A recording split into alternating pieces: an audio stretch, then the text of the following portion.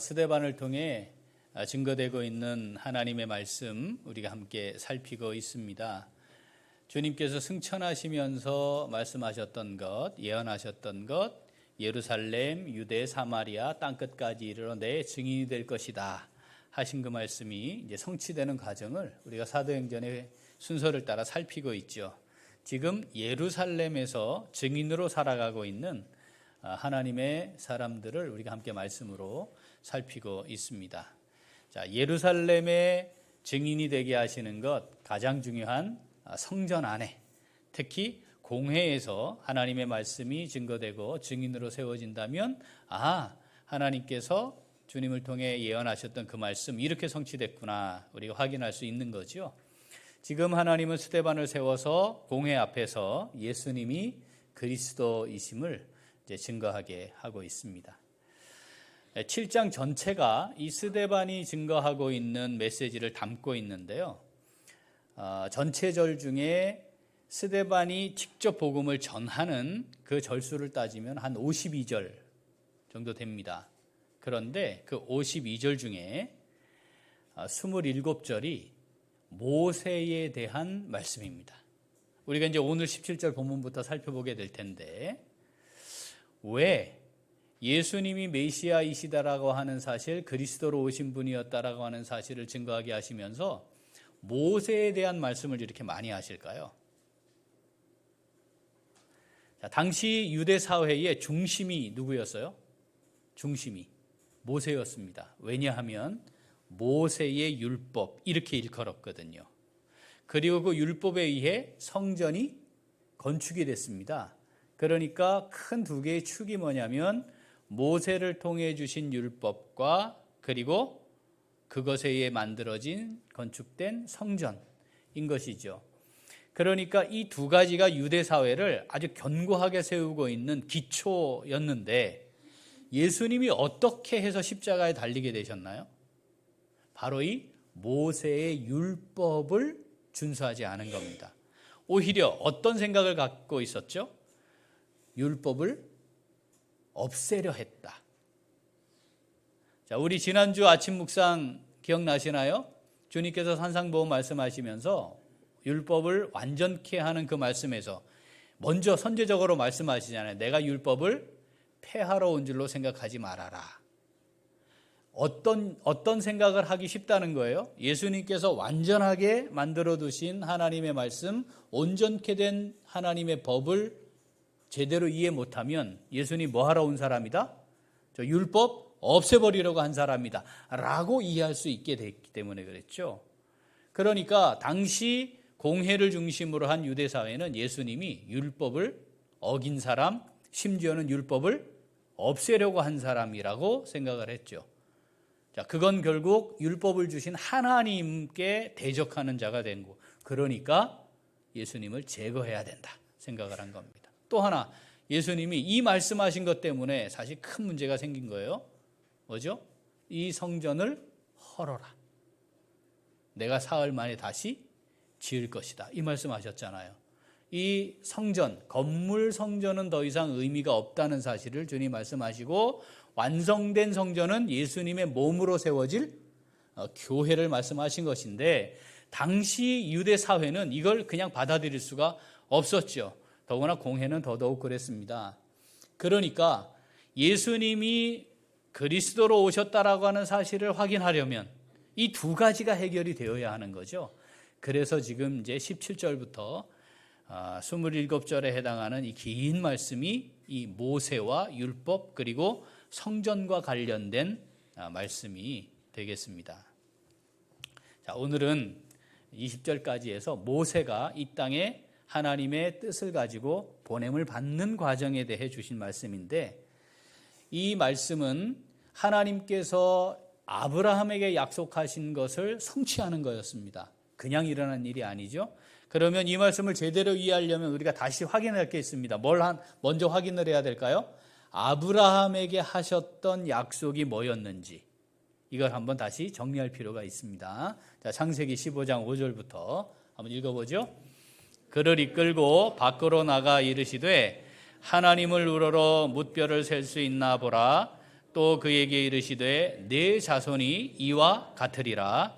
아브라함이 여호와를 믿으니 여호와께서 이를 그의 의로 여기시고 또 그에게 이르시되 나는 이 땅을 내게 주어 소유를 삼게 하려고 너를 갈대아인의 우르에서 이끌어낸 여호와니라. 아멘. 첫 번째는 뭐예요?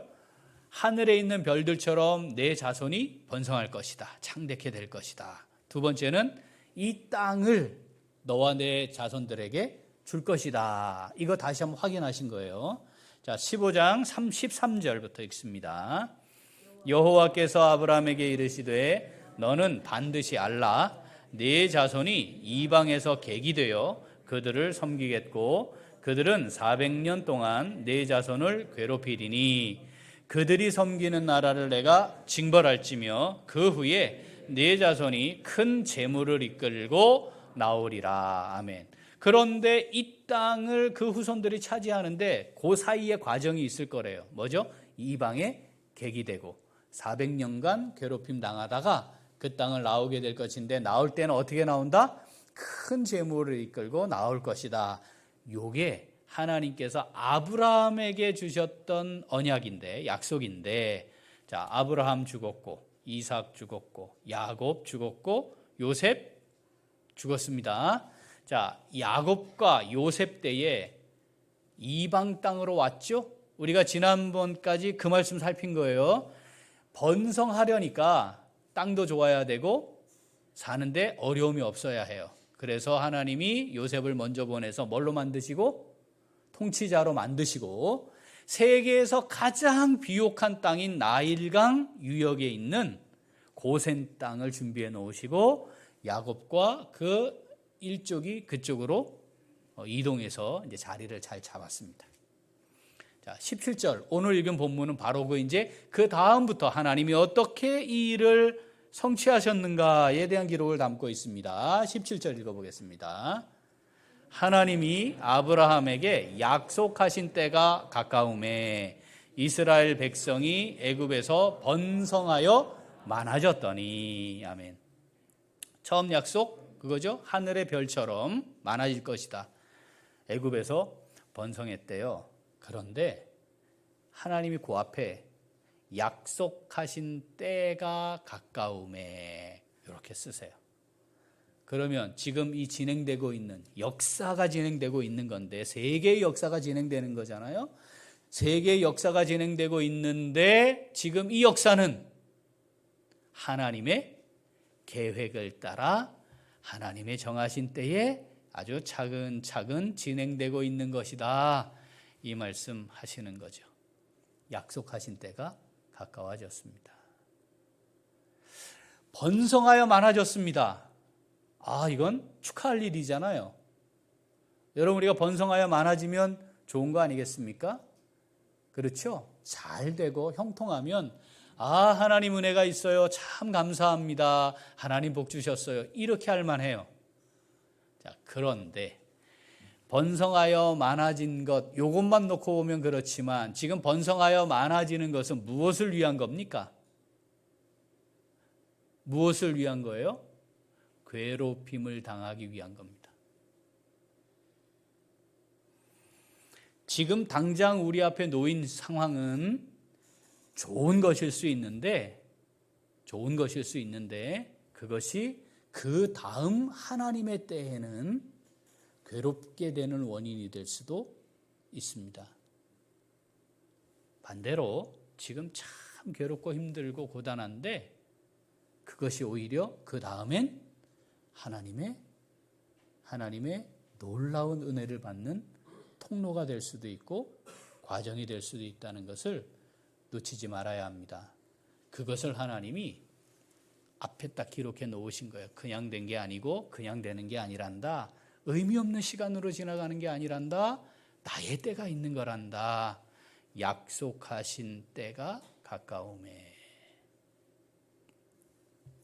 자, 그러면 객은 되었어 이미. 그죠? 원래 땅에서 이제 애굽에 있는 거니까. 그다음 괴롭게 돼야 되잖아요.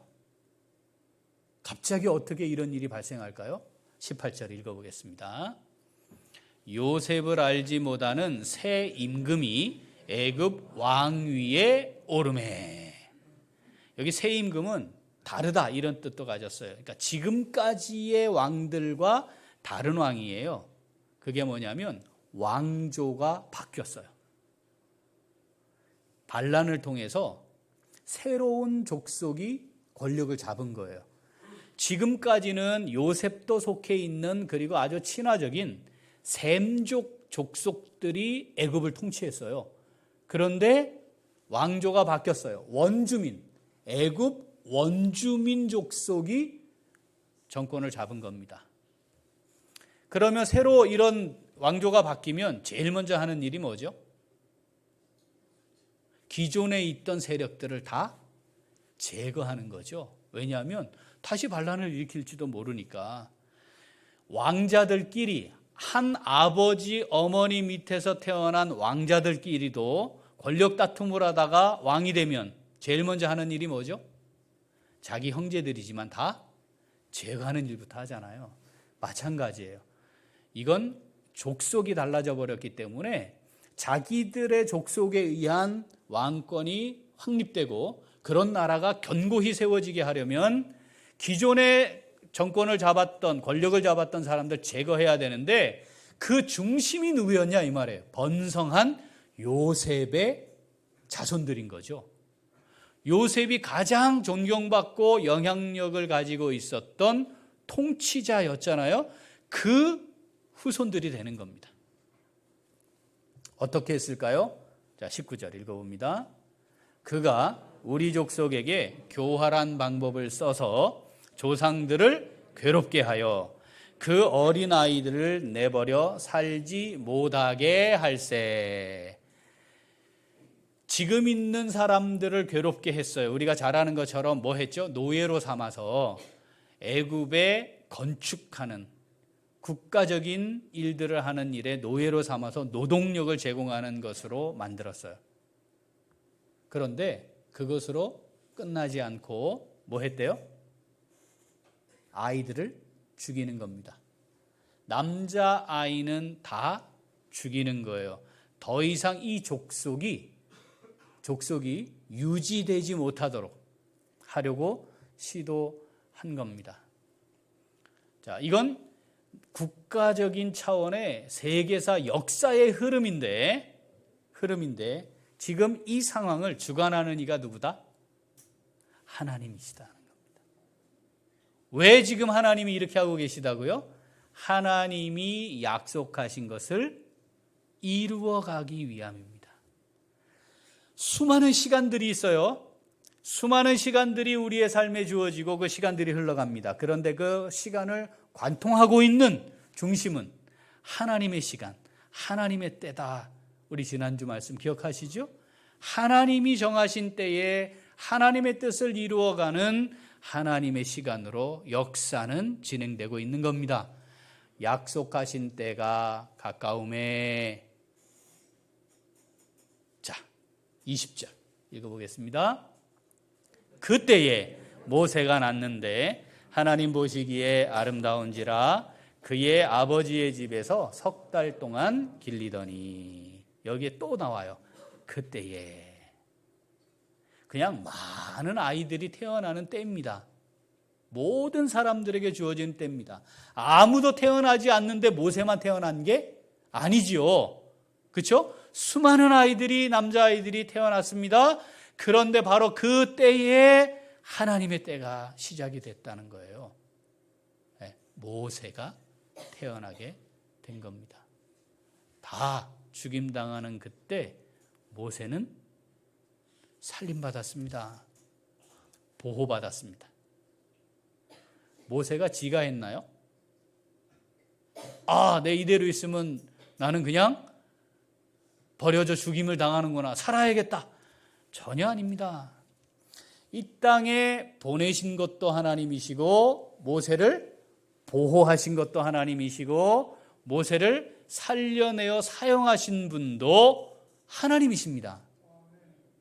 모세가 위대한 것이 아니고 그 모든 역사를 주관하시며 모세를 세워 사용하신 하나님이 위대하신 겁니다.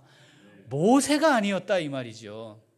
지금 여기 공회 앞에 앉아 있는 이스라엘 전체를 호령하고 있는 사람들 앞에 모세가 위대한 것이 아니다. 모세는 태어났고 하나님이 그를 보호하여 살리셔서 사용하신 것이다. 이것을 말씀하시는 거죠. 모세는 어떻게 살림을 받았습니까? 어떻게 살아났습니까? 어떻게 보호받았습니까? 이유가 뭐였습니까? 20절에 그걸 기록하고 있어요. 20절 한 번 더 읽어보겠습니다. 그때에 모세가 낳는데 하나님 보시기에 아름다운지라 그의 아버지의 집에서 3달 동안 길리더니. 어땠다고요? 모세가? 하나님 보시기에 아름다운지라. 여러분, 자식을 사랑하지 않는 부모가 어디 있습니까? 자식이 귀하지 않은 부모가 어디 있겠습니까? 다 귀하고요. 부모가 인물이 좀 떨어져서 애도 놓고 보니까 인물이 떨어져도 그래도 내 자식이라 가장 이쁜 거 아니겠습니까? 살릴 수만 있다면 그때에 모세가 태어날 그때에 태어난 아이들의 모든 부모들이 살릴 수만 있다면 다 살리고 싶지 않았겠습니까? 그런데 모세가 왜 그 가운데 참혹한 상황에서 건짐을 받았느냐? 이름이 그거잖아요. 모세 건짐 받은 거 아닙니까? 뭐였다고요? 하나님 보시기에 아름다운지라.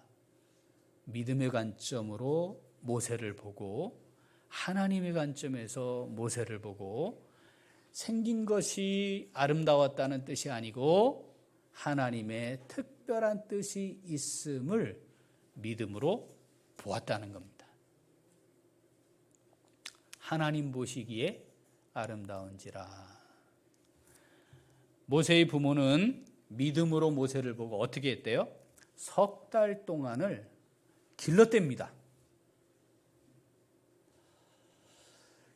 어땠을까요? 그 3달이. 그 3달 동안 어땠을까요? 모세는 특별히 또 하나님의 은혜 가운데 뜻을 가지고 태어났으니까 잘 안 울었겠죠?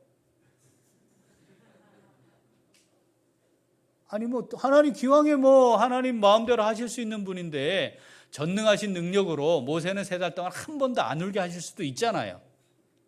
그렇지? 않았을 겁니다. 모세의 부모가 모세를 3달 동안 기르는 그 과정은 그야말로 시간마다 하나님의 은혜를 구하고 하나님의 뜻을 붙잡고 자신의 상황 앞에 있는 그 위협 앞에서 하나님의 뜻에 순종하는 그 절박한 시간으로 그 3달이 지나갔을 겁니다. 그러면 이 부모들은 어떻게 이 일을 해냈을까요? 여기 사도행전에는 없습니다. 그런데 이 상황을 해석을 해놓은 본문이 있습니다. 말씀이. 자, 히브리서 11장 23절 읽어보겠습니다. 믿음으로 모세가 났을 때에 그 부모가 아름다운 아이임을 보고 3달 동안 숨겨 왕의 명령을 무서워하지 아니하였으며 그랬습니다. 이 부모들이 아름다운 아이임을 보고 왕의 명령을 무서워하지 않았대요. 이 말이 왕의 명령을 우습게 봤다는 뜻입니까? 아니 진짜로 왕의 명령 상관없어. 지가 어떻게 할 거야? 다 죽인다고? 웃기고 있네. 지가 왕이면 왕이지. 그랬을까요? 아닙니다. 그럴 수 없는 겁니다. 그러면 여기 왕의 명령을 무서워하지 않았다는 말은 어떤 의미겠습니까? 왕의 명령보다 더 두려워하는 게 있었다는 거죠. 그래서 왕의 명령보다 왕보다 더 두려워하는 일을 따랐다는 뜻입니다. 그가 누굽니까? 하나님이시죠. 하나님을 경외했기에 하나님을 정말 두려워했기에 이 모든 것을 주관하시는 이 하나님이신 줄 알았기에 하나님 앞에 엎드렸기에 왕이 그런 명령을 했지만 그 왕의 명령이 두렵지 않은 겁니다. 전적으로 하나님께 맡겨드렸기 때문에 하나님의 뜻을 구하고 하나님이 원하시는 것이 무엇인가를 정확히 알았기 때문에 왕의 명령이 무서운 명령이지요. 시시각각 언제 목숨을 잃을지 모르는 위기의 상황들로 매 순간이 지나가지만 그 명령을 무서워하지 않았다는 뜻입니다. 무엇이 이것을 가능하게 했느냐? 히브리서 11장 23절 선언은 이거예요. 믿음으로.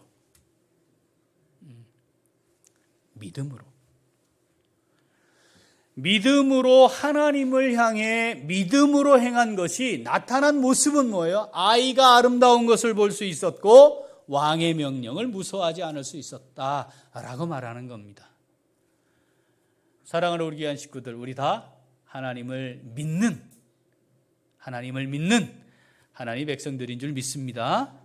그 믿는다라고 이야기할 때, 표현할 때 가장 먼저 확인되어야 하는 것이, 따라합시다, 하나님을 경외하는 것이다.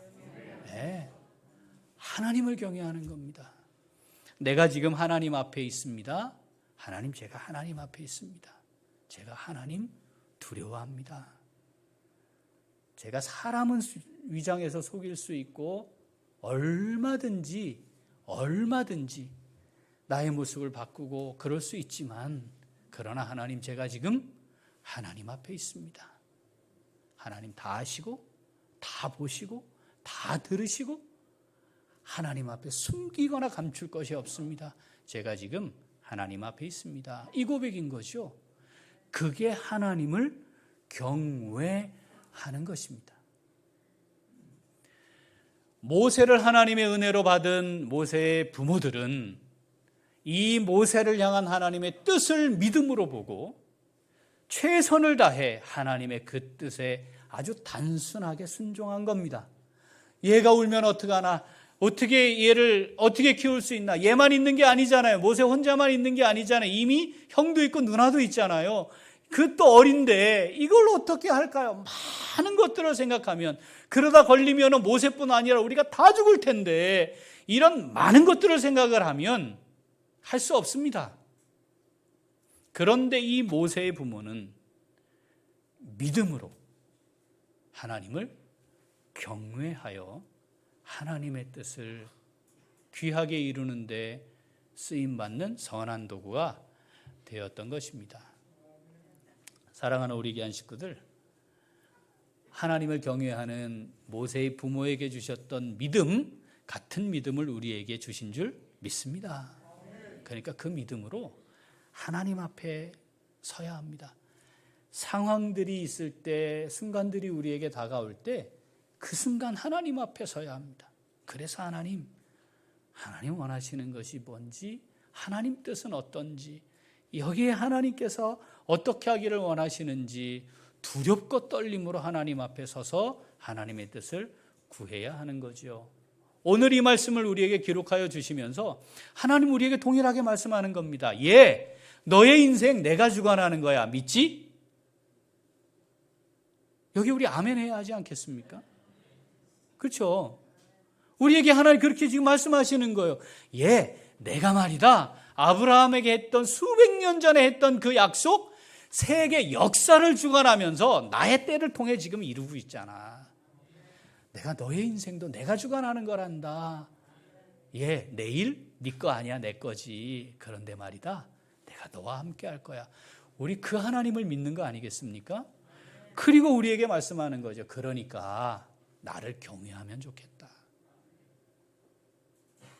내가 어떤 생각을 가졌는지, 나는 너에게 뭘 원하고 있는 건지, 지금 너는 어떻게 해야 할지 나를 중심으로 판단하고 좀 해주면 안 되겠니? 내가 한단다. 모세를 보호한 것처럼 믿음으로 행하고자 하는 너와 너의 자손을 내가 보호할 것이다. 내가 세울 것이다. 그가 위대한 게 아니고 내가 위대한 거란다. 위대한 내가 너와 함께하마. 이렇게 말씀하시는 거죠. 오늘 이 말씀 우리에게 주신 말씀인 줄 믿습니다. 자, 그럼 우리 어떻게 해야 할까요? 우리 같이 읽겠습니다.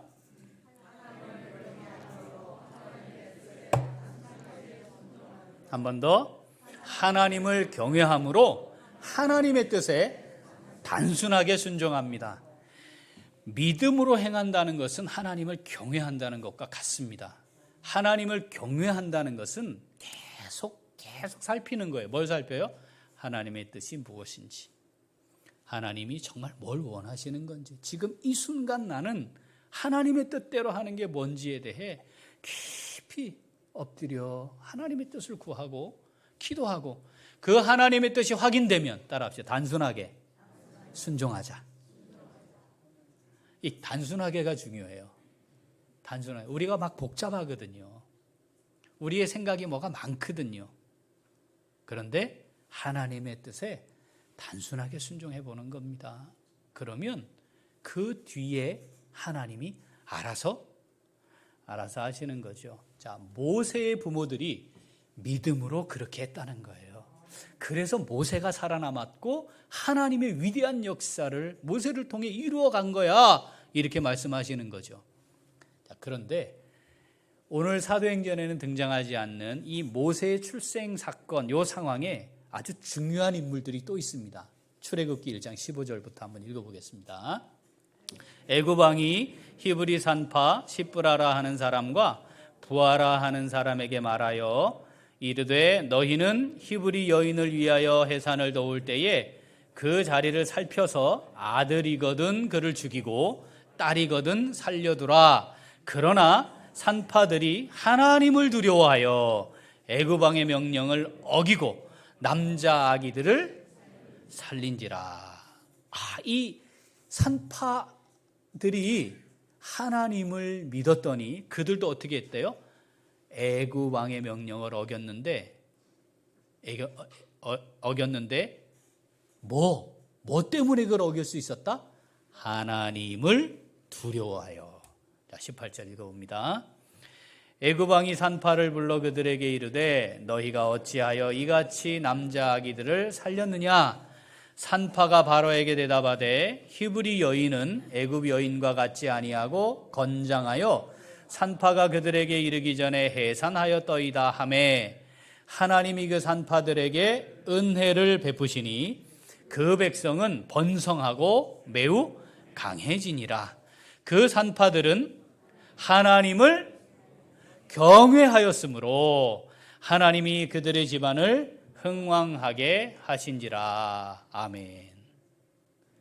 여러분, 당시에 저 이런 사람이에요 라고 말하기 부끄러운 부류에 속한 사람들이 산파들입니다. 굉장히 고되고 힘든 일을 하는 사람들이잖아요. 그런데 다른 사람들 앞에 저 이런 일 하는 사람이에요 라고 말하기 어려워요. 누가 인정해 줍니까? 존중해 줍니까? 참 귀하다 평가해 주는 사람 없는 그런 위치에 있는 사람들이었습니다. 그런데 그 산파들이 하나님을 두려워했답니다. 하나님을 경외하였답니다. 그래서 그들이 한 일이 뭡니까? 모세를 살린 겁니다. 모세뿐 아니라 하나님의 언약 백성들을 살려서 번성하고 강해지게 하시는 그 하나님의 약속을 성취하는 데에 아주 중요한 역할을 했습니다. 그들이 학벌이 좋고 집안이 좋고 많은 걸 가졌고 능력이 있고 그랬던 게 아니었습니다. 그들이 뭐 한 사람이었다고요? 하나님을 경외한 사람들이었습니다. 사랑하는 우리 귀한 식구들, 우리의 인생, 우리 자녀들의 인생 결정하는 것은 하나님을 경외하는 믿음으로 사느냐 여부입니다. 하나님을 경외하는 믿음, 같은 믿음 우리에게 주신 줄 믿습니다. 우리 그 믿음으로 하나님 앞에 있음을 인정하고 하나님의 뜻을 구합시다. 하나님 원하시는 게 무엇입니까? 그리고 구해진 하나님의 뜻 앞에 단순하게 반응하는 거죠. 순종하면 됩니다. 그런데 우리 안에 기본적인 갈등이 있습니다. 우리는요, 하던 대로 익숙한 대로 그냥 편안하게 하면 하나님의 뜻을 알고 순종할까요? 하나님의 뜻에 순종하지 못할까요? 다시. 그냥 하던 대로 익숙한 대로 내 마음이 원하는 대로 그냥 하면 하나님의 뜻에 순종하게 될까요? 하나님의 뜻에 순종하지 않게 될까요? 우리가 우리 안에 하나님의 뜻을 순종하지 않게 하려는 육체의 욕심들이 있음을 놓치지 말아야 합니다. 그게 우리의 본성이에요. 그러니까 어떻게 해야 되겠어요? 잠깐 좀 멈춰야 돼요. 그리고 하나님의 뜻을 물어야 돼요. 내 승질대로 다 하면 안 되는 거죠. 하나님 어떻게 하기를 원하십니까?